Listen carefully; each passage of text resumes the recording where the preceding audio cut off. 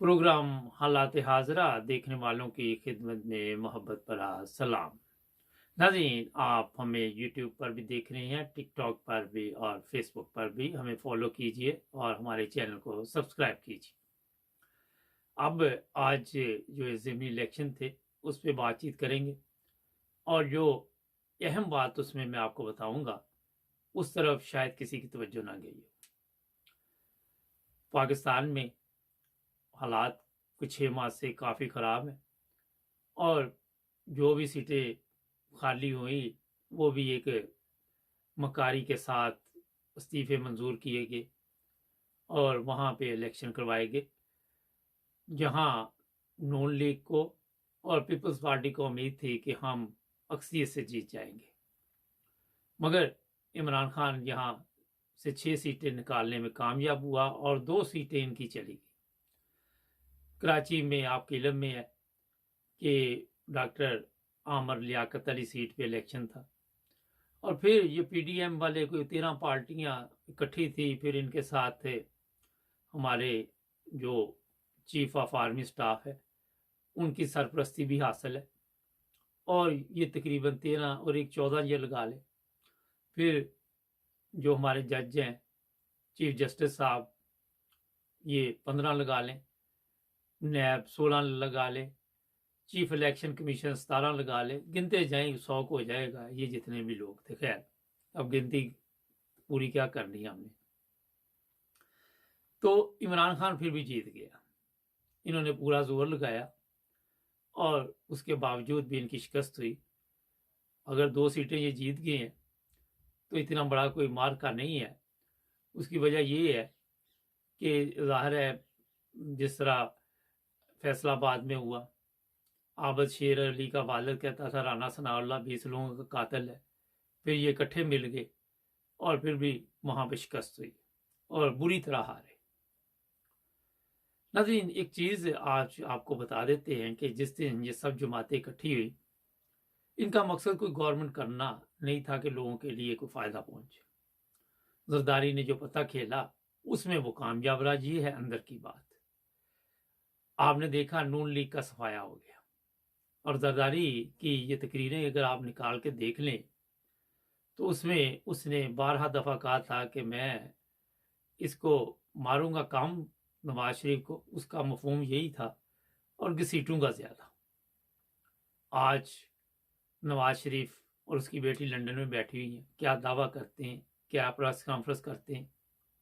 अब यही की जाएगी कि पीपल्स पार्टी भी हमारी है और फिर और कोई रास्ता भी नहीं इनके पास। जहां तक कि इमरान खान की बात कर लें तो अक्सरियत ने उसे वेलकम कहा दोबारा। ये भी आपके इल्म में है कि इमरान खान ने असम्बली में जाना नहीं है, लेकिन उसके बावजूद इलेक्शन लड़ा। हमारे चीफ ऑफ आर्मी स्टाफ उन्होंने भी नून लीग का, नवाज शरीफ एंड कंपनी का और जरदारी एंड कंपनी का पूरा साथ दिया और ये नामुमकिन है कि इन्होंने धांधली ना की हो। बड़ी ज़बरदस्त तरीके के साथ ये पुराने खिलाड़ी हैं, क्योंकि ये जो नए बच्चे हैं इनको नहीं पता अभी। तो जो ये बूढ़े हैं बड़े ख़तरनाक है, इसीलिए तो अरसा दराज से यहाँ गवर्नमेंट कर रही है। अरसा दराज से इन पर इल्ज़ाम लगते हैं, अदालतों से बरी हो जाते हैं, केस नहीं चलते, जज खरीदे जाते। तो ये सब कुछ आपके सामने हुआ और एक बहुत बड़ा आज थप्पड़ है इन जितनी भी कोई मैंने जमातें गिनी है जिसमें जिन जिन के मैंने नाम लिए, उसके बाद भी मेरा ख्याल इनको शर्म नहीं आएगी। शर्म इसलिए नहीं आएगी, ये शर्म तो होती है जिन लोगों में कुछ कोई उनके ज़मीर हों, कोई उनकी ऐसी, अभी मरीम नवाज को चाहिए ना कि एक प्रेस कॉन्फ्रेंस लंदन से डाल दे कि हम अपनी शिकस्त मानते हैं। वो नवाज शरीफ एटम बम बनाया, वो फिर क्यों शिकस्त हुई? 5 अरब रुपये रिजेक्ट कर दिए के डॉलर और एटमी धमाके किए, अवाम ने मुस्तरद कर दिया। अब क्या करोगे? जो सीटें दूसरी नून लीग की हैं वहां पे भी अगर कुछ इस्तीफे दिलवाए जाएं वो खाली करके, तो वहां भी एक चेक किया जाएगा कि इलेक्शन में इमरान खान भी उधर खड़ा होता है और आप अपना जो भी सबसे ज़बरदस्त खिलाड़ी है, शहबाज शरीफ है, मैं तो कहता नवाज शरीफ को भी इजाज़त दें, मरियम को भी दें, और सबको जिन पे पाबंदी लगी हुई तो इनमें से कोई आगे तो इमरान खान का मुकाबला करे, फिर मज़ा आए ना। अब आबद शेर अली का मुकाबला इमरान खान से तो वो बड़ा मुश्किल हो जाता है। पंजाबी का वो डायलेक्ट है, मगर हमारे चैनल में इस तरह की चीज़ें सेव नहीं देती। पंजाबी फिल्में भी अजीब ही होती हैं।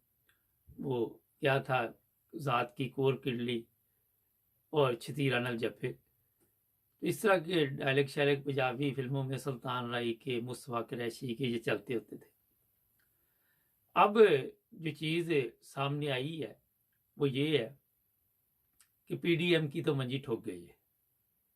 वो जो पेशावर वाली सीट है, मेरा हाल वो भी इमरान खान ले गया और इनके पास अब कुछ भी नहीं है। मगर जो मुझे तकलीफ से बात इसमें ये है कि अभी भी लोग जो हैं वो पटवारी ज़ेन के हैं, गुलामी ज़ेन के हैं। अभी तक उनकी सोच चेंज नहीं हुई। पूरा पाकिस्तान लगा हुआ है कि इनको तब्दील कर दिया जाए, मगर बड़ा मुश्किल हो रहा है।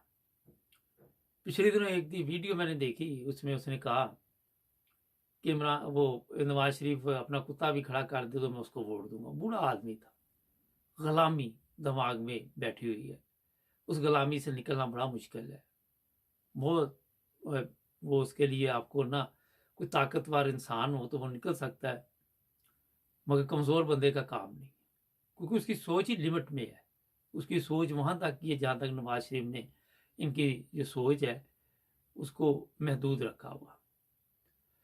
अब नवाज शरीफ साहब, आपको क्या लगता है कि जरदारी साहब जो अगली गेम आपके साथ खेलने वाले, वो तो अल्लाह वाले उस पर लानत पड़ गई कि वो बीमार हो गया, फेफड़ों में पानी शानी पड़ गया और आजकल कम आ रहा है, वरना वो लाहौर आता और आके वहाँ पे भी कोई ना कोई पंगा डालता। अल्लाह ने ये चीज़ उससे वैसे छीन ली। फेफड़ों में पानी पड़ जाए तो सिंध से सैलाब का पानी तो शायद चले जाए, मगर इसके फेफड़ों से पानी अब नहीं जाना।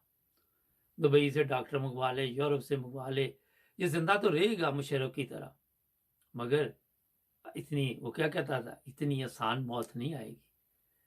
और जो तकलीफ दे मौत होती है वो लंबा चलती है। शायद इसको भी अभी वक्त लगे, क्योंकि कौम की बददुआएं इतनी इसके साथ है, अल्लाह बेहतर जानता है। और लोग कहते हैं जी अच्छी बात करनी चाहिए। एक बुरे आदमी के लिए आप कैसे अच्छी बात कर सकते? आप किसी के साथ अच्छा ना करें और उससे उम्मीद रखें कि वो सबका बेड़ा गर्क करता जाए, तो आप कहे जनाब इसके लिए भी अच्छे अल्फाज निकालें।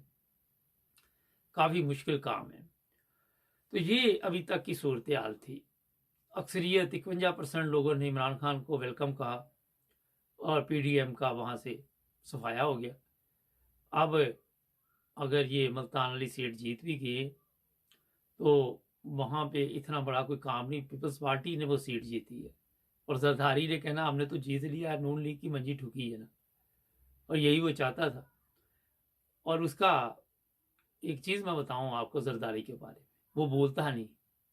उसको नवाज शरीफ ने 10-11 साल जेल में रखा, उसकी ज़ुबान काट दी, और फिर जरदारी ने यह तैयार किया कि इनको छोड़ना नहीं। जो अपनी बीवी को मरवा सकता है वो इनका कैसे सका हो सकता है, मुझे बता। जो अपने सालों को मरवा सकता है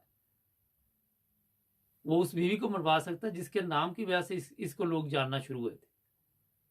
तो ये किस खेत की मूली है ये सारी। बड़ा उसने इन सबका अच्छा रगड़ा फेरा। अब नवाज शरीफ साहब चौथी दफा वजीर आजम आपको चीफ ऑफ आर्मी स्टाफ अगर ये रहा तो बना देगा।